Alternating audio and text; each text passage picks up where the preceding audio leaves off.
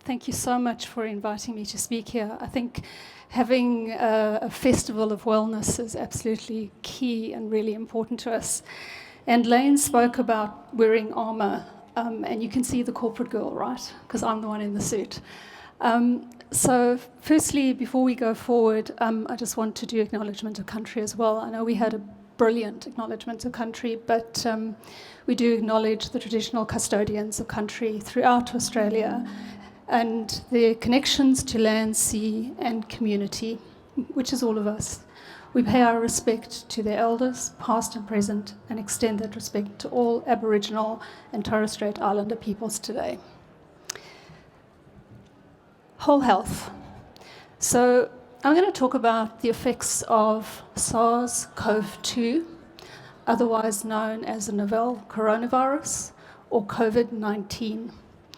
And we know quite a bit about the mental health effects of coronavirus. We've spoken quite a bit about it, but we're going to look at the physical effects as well. And I think COVID-19 has taught us so much about whole health.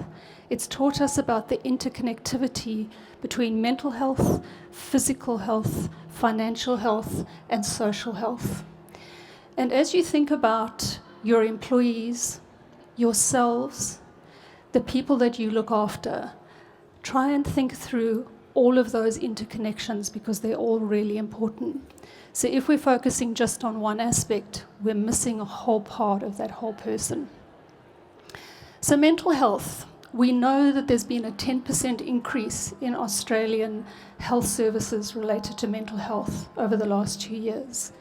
These seem to be dropping off, and we seem to be getting back to normal levels. Lifeline has seen a 16% increase in the number of calls. Why would this be? So what has caused changes in our mental health? Firstly, change in working. We all had to suddenly work from home. Companies were scrambling to get us up and running. MS Teams, Zooms. If anyone had shares in sort of Microsoft or Zoom, you probably have done really well. But we had changes in our working. Some of that was good because it meant we could be flexible, but other parts of that were not so great. How many of you had to juggle working with looking after your children at the same time? Really, really difficult to be doing that. How many of you are not used to spending 24 hours a day with your partner and in fact really enjoy that 12-hour break that you have? How many of you really enjoy the commute where you've actually got 30 minutes to 40 minutes to an hour to 2 hours downtime? So all of these things changed. We saw an increase in domestic violence. We saw changes in the workplace. So even as we started to come back to work, there were changes in that, well, you actually can't come back here if you're not vaccinated. So suddenly you felt like a person who was outcast from your own company. So the changes in work pattern all impacted mental health.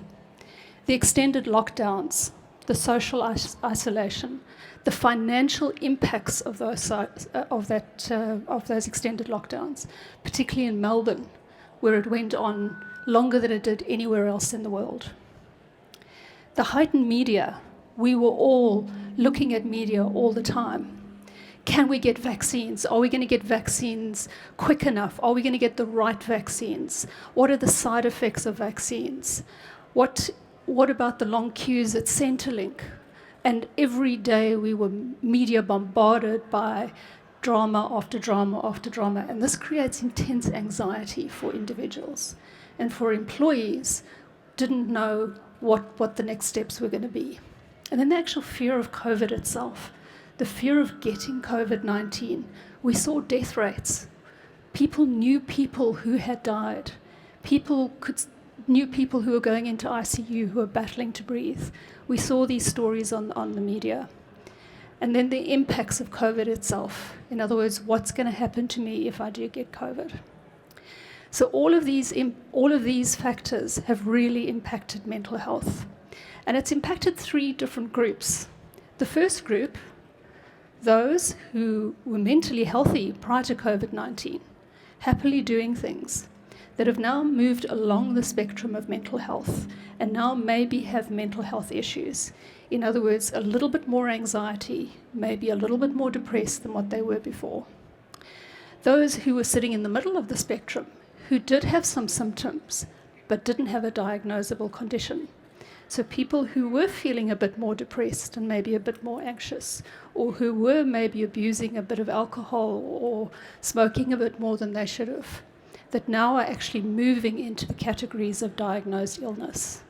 And the impacts of those who actually had diagnosed conditions and what the effects of not being able to get their drugs, the supply chain issues, the effects of hospitalization, of not being able to see friends and family, having to wear masks, not being able to see their treating doctors or psychiatrists. So the effects on all of these have impacted mental health. We're 7 minutes in, I'm still on mental health, and we've still got to look at physical. And I need to go back.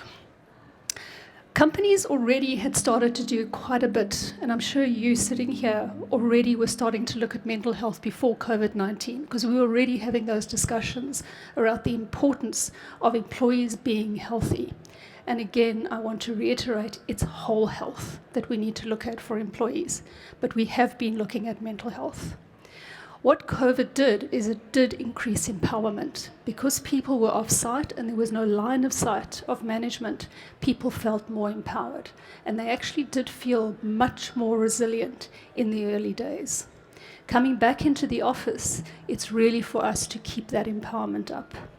The flexibility, again, if we can start keeping that as best as we can, which allows people to drop off their kids, come to work a little bit later, or maybe have a day at home here or there. EAP services had started to really double down on mental health conditions and add psychological therapy and different mechanisms of supporting mental health, and people and manager training. And some of the companies had already started introducing mandatory people and manager training. I want to now go into the physical impacts of COVID, because this is really important. It's not just about mental health.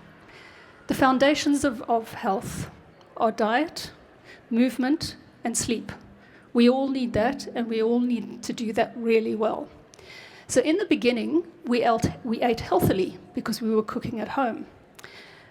We saw a lot of people going for walks because we were in lockdown, so you could go for an hour walk. And sleep was better because we were being flexible. And then that changed. So that changed after about 6 months. And suddenly cooking every night was not that great. So now we're starting to order more takeout. Actually, we're not going to go for those walks anymore. And this is your employees as well as yourself. And sleep, actually, that work-life balance is not that great because we're always on, because that laptop is either on the dining room table or that laptop is somewhere where it can't actually be shut down. So this study from 2020, where people were feeling that their exercise, their emotional well-being, and their diets have been impacted by COVID-19. These are the foundations. Employees are not healthy from a foundational aspect. This one for me is probably where my greatest passion is the effects on prevention. Preventative screening. So we should all have screening tests to find out what we don't know about ourselves. We know that in April 2018, 74,000 mammograms were done in Australia. In April 2020, 1,100 mammograms were done. So that's a lot of people, especially women, who have breast lumps that don't know that they have breast cancer. The Heart Foundation of Australia has published data, they've done some modelling. They think that due to 27,000 heart health checks not being done during COVID, that there'll be an extra 350 deaths from heart attack and stroke in the next 5 years. We need to be getting our employees, our people, to be having their preventative checks. So even if you send out an email to everybody tomorrow to tell them to do it, that's probably the one thing that I'd like you to take from today. Elective surgery. We see now that the public hospitals are scrambling to catch up. But elective surgery, so people that have had particularly joints or things that need replacing, so chronic pain or even changes in sort of eye or ENT, where those have been extended, that they're sitting with pain, that is going to affect them from a mental health perspective. We know that about 46% of people who have had delays in knee replacement surgery go on to have mental health conditions. Hopefully we're catching up on that. And then chronic disease management. Those people with hypertension, with cholesterol, with arthritis, with back pain. And we know more than 50% of Australians do have a chronic condition that needs management. It's to ensure that they then go and see their GP and get back into the regime of compliance and managing those conditions. Long COVID is a bit of a problem, and this is something that we're watching quite closely, and obviously from an insurance perspective, we're watching this. The most concerning is neurological, because it seems to be that there's a new type of dementia that's coming out post-long COVID. 15% of people who have had COVID, and this seems to be the Delta variant, are experiencing cognitive fallout and memory fallout. And it seems to be, in one study in the UK, correlated with changes in MRI. So we're busy watching that, but it seems that there is something in this, and we're going to be watching that carefully. The other concern is cardiovascular. So people that have had problems with their heart post-COVID, and again, it's not dependent on severity of having COVID, seem to have an increased risk of myocardial injury in the 2 months following stopping symptoms. There's also an increase in diabetes, respiratory changes, so people that are continuing to battle with breathing.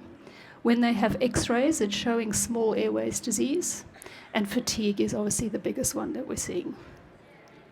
I have a minute left, so I'm going to go on to this one. What can we do? What can we do about it? So the first thing is educate. Educate yourself, educate your employees that these are issues. Foundations of health, put healthier snacks and food in the vending machines. Go for walking meetings. Ask them about sleep. Give them tips about how to sleep well. Look at well-being solutions that help those foundations of sleep. Target prevention programs. Get information out to your people to get them to go for preventative screening. Not only could you save their life, but you could actually keep them employed if it's picked up early enough. Educate about long COVID. If you've got people that are really high performance and suddenly aren't, are there cognitive issues? Is there memory loss associated? Get them to go and see a professional who is looking at long COVID. And then monitor. Obviously, anything we do, we should know what the baseline is, and we should monitor to see what the effects are going on. I'll be around for a little while if anyone wants to ask questions, but I really thank you for your time. Thank you.